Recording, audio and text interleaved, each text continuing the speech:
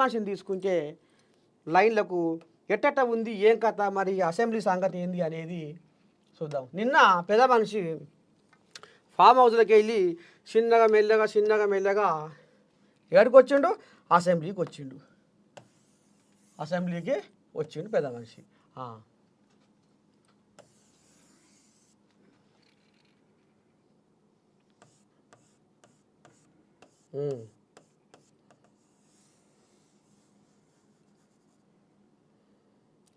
ఎట్లా ఉందా? మంచిగా నాదురావు. ఇగో ఇది కథ. పెద్ద మనిషి నిన్న అసెంబ్లీకి వచ్చిండు. అయితే ఇక ఈయన భాగవతం గురించి మనం ఇప్పుడు ఎందుకు ఏంది ఏం కథ అంటే చెప్పుకోవాలి. ఇప్పుడు అసెంబ్లీ కథ ఎట్లెట్ట సంగతి ఏంది ఏం కథ అంటే ఈయన పోయిన తేప జూలై 25 తారీఖు నాడు అసెంబ్లీకి వచ్చిండు, హాజరేసుకుండు.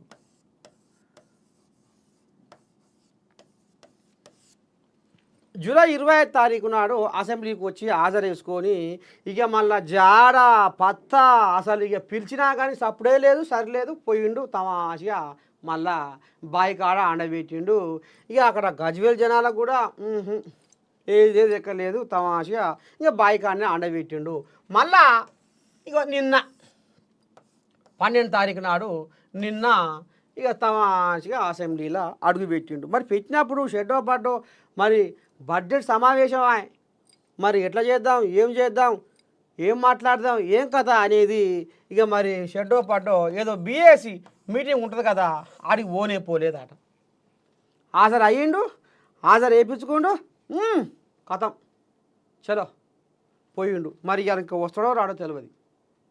ఇవాళ అసెంబ్లీకి వస్తాడో రాడో తెలియదు. మొత్తానికి ఈ కథ నడిపిస్తుండు. అయితే ఇక్కడ మనము ఒక మాట, అసెంబ్లీకి వచ్చి హాజరేసుకొని పోవుడేనా? అసెంబ్లీకి వచ్చి ఎప్పుడో ఒకసారి ఈ ఉద్యోగం ఊసిపోకుండా కాపాడుకోవడమేనా ఈయన బాధ్యత? జనాలను కాపాడేది లేదా? ఇప్పటికీ 58 లక్షల జీతం తీసుకుంటూ జనాల సొమ్ము, 58 లక్షల పైచిలుకు, 58 లక్షల పైచిలుకు జనాల సొమ్ము తీసుకున్నాడు.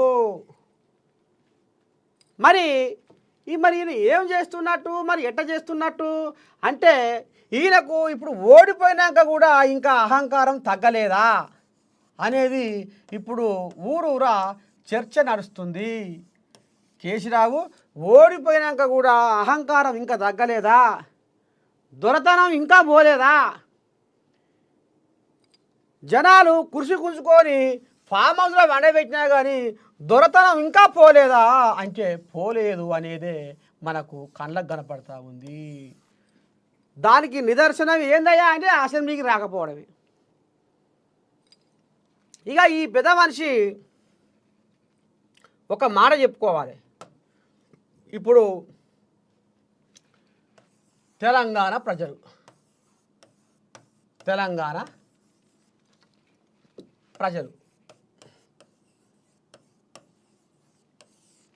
ఇక్కడ కేసీరావు ఇక గదే ఉంటుంది, ఇంకేముంటుంది ఇక.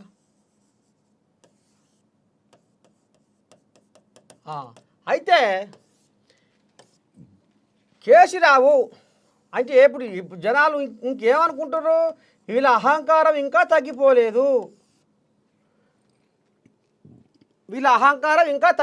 అని జనాలు అనుకుంటారు. అయితే వీళ్ళేమనుకుంటారు, ఇంకా మమ్మల్ని జనాలు కలవరిస్తుర్రు, ఇనియాలా కేసీరావు అని కలవరిస్తుర్రు అని ఇప్పుడు ఈ బీఆర్ఎస్ నాయకులు భ్రమల్లో మునిగి తేలుతా ఉన్నారు.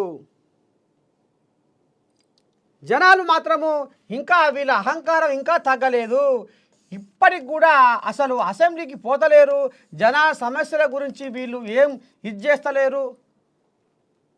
కేసీరావయ్య ఫామ్ హౌస్కే పరిమితమైండు, జనాల సొమ్ముతోని సంసారం ఎలా తీసుకుంటుండు. మరి జనాలు గెలిపించింది ఏమిటికి, ఎందుకు? ఇంకా వీళ్ళ అహంకారం ఇంకా తగ్గలేదా, వీళ్ళ దొరతనం ఇంకా పోలేదా? పెద్ద కుర్చీ గుంజుకున్నాక కూడా వీళ్ళ దొరతనం ఇంకా అట్లనే ఉందా అనేది ఇప్పుడు యావత్ తెలంగాణ జనాలలో సోషల్ మీడియాలో ఇది కోడై కూస్తుంది. ఇక మరి ఒక్కసారి ఇలా అహంకారం ఏంది, కేసీరావు నిజంగానే అహంకారంగానే పోతుండా అనేది చూసుకుంటే మన దేశ మాజీ ప్రధాని మన్మోహన్ సింగ్ చచ్చిపోతే ప్రధానమంత్రి పోయిండు, రాష్ట్రపతి పోయింది, కేంద్ర క్యాబినెట్ మొత్తం కదిలింది. కానీ ఈయన మాత్రము కేసీరావు మాత్రము ఆ ఎంకల ముఖం చూపించలేదు. కేసీరావు ముఖం చూపించలేదు. అంతెందుకు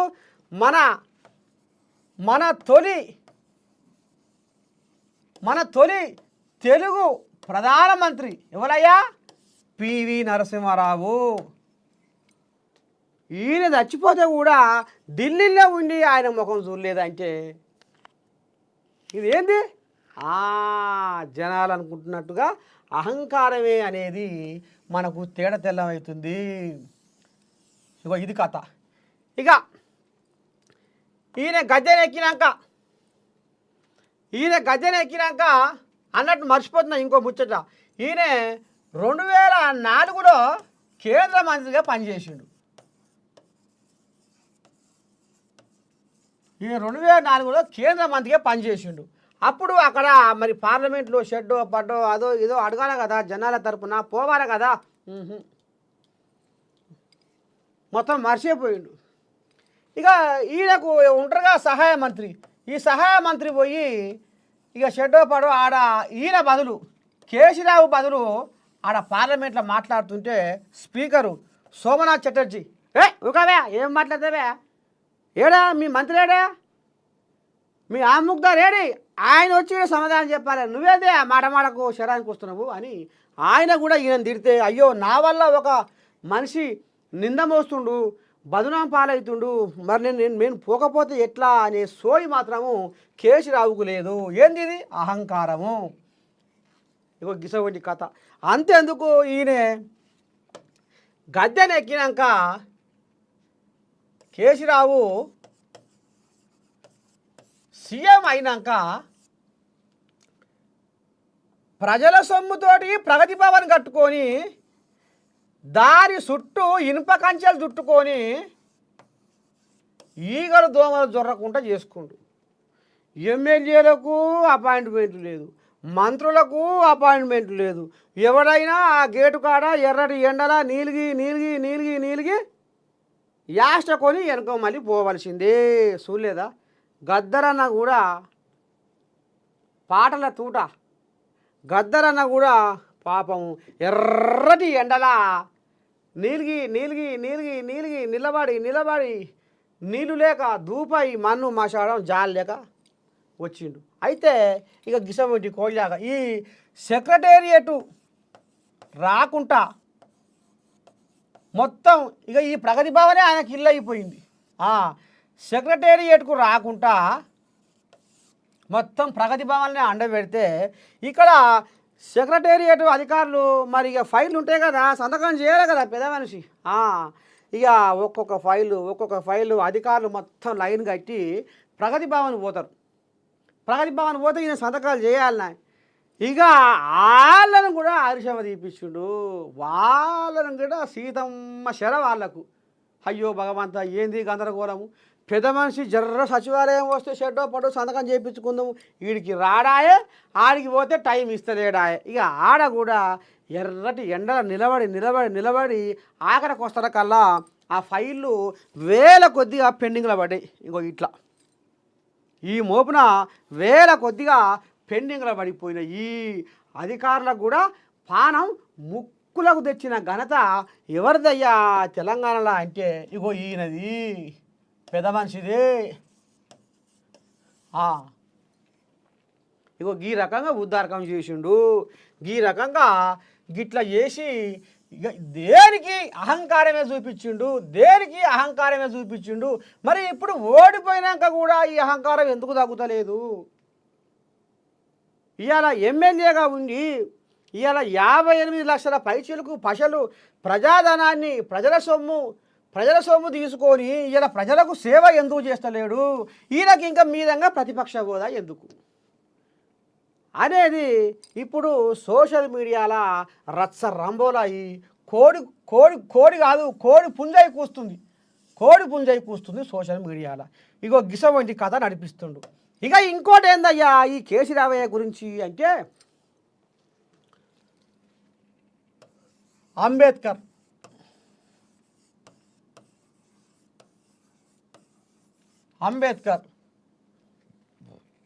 ఇట్లాంటి మహానుభావులు ఎందరో ఉన్నారు. అయితే వీళ్ళ జయంతులు వర్ధంతులు ఉంటాయి కదా, పుట్టినరోజులు చచ్చిపోయిన రోజులు. మరి వీళ్ళు మహానుభావులాయే, రాజ్యాంగం రాసినోడా. అంబేద్కర్ అంటే చిన్నసన్న మనిషి, కనీసం వీళ్ళ జయంతులకు కూడా పోరు, వీళ్ళ వర్ధంతులకు కూడా పోడు, షడ్డో పడ్డో మాట్లాడాడు అంటే ఎందుకు? బలహీన వర్గాలంటే చిన్న చూప, లేకపోతే దొరతనం అనేది వీళ్ళకు మరి నెత్తికెక్కినట్టుగా ఏదన్నా ఉన్నదా అనేది కూడా తెలంగాణ జనాలలో ఇది మనసులల్లా బాగా నాటుకొని పోయింది. కనీసము ఏ ఒక్కనాడు కూడా అంబేద్కర్కు పూలమాల చేసినోడు కాదు, ఏ ఒక్కనాడు కూడా అంబేద్కరు పుట్టినరోజు పండుగని మరి చచ్చిపోయిన రోజు పండుగని చెయ్యలేదు. ఎందుకు? బడుగు బలహీన వర్గాలంటే వీళ్ళకు అంత చిన్న చూపు ఎందుకు అనేది కూడా ఇది కూడా బాగా అంటే దీనికి కారణం ఏందయ్యా అంటే అహంకారము.